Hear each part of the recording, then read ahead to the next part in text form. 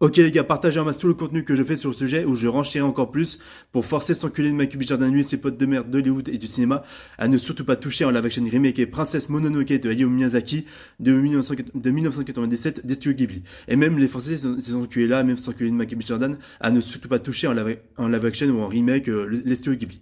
Ceci étant dit, je rappelle que Princesse Mononoke c'est la synthèse de l'animation en termes artistiques et en termes de thématiques.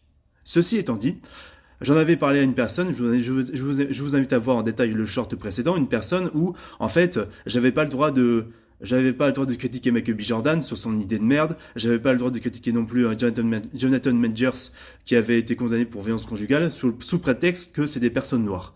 Ce serait de l'antinourisme, un truc comme ça, des conneries comme ça.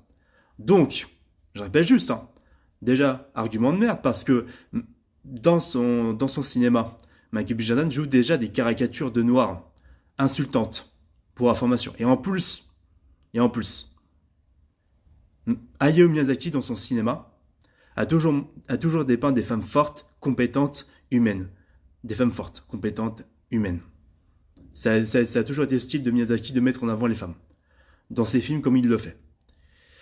Et t'as un Michael B. Jordan qui débarque avec une idée de merde comme ça, de faire un live action sur Princesse Mononoke.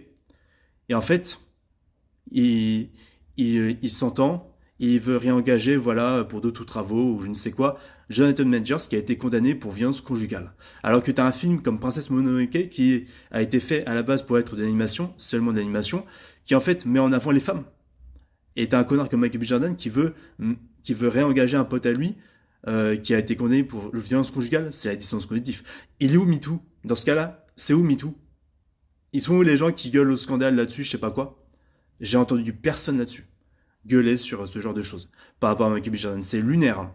C'est tellement contradictoire. Les gens à Hollywood, ils parlent de consentement, de MeToo, ce qui est essentiel, ce qui est crucial. Mais à un moment donné, soyez cohérents dans vos discours, les gars. Et arrêtez aussi vos idées de merde de reprendre les mêmes œuvres et je sais pas quoi pour tuer la créativité.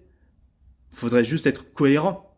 Faut arrêter ce genre de délit de faciès et dire non parce qu'il est parce qu'il est tel machin, on va pas critiquer.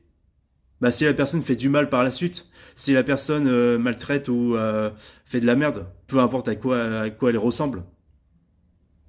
Je sais pas, hein, faut être logique dans sa tête. Faut savoir de quoi on parle. Faut savoir de quoi on parle, faut savoir de quoi on aime, etc.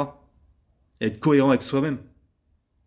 Non mais c'est juste lunaire. Et je te jure, Michael B. Jordan, hein, ne touche même pas à Princesse Mononoke avec tes potes, ou sinon on va vous faire la gueule. On va vous refaire la gueule, clairement.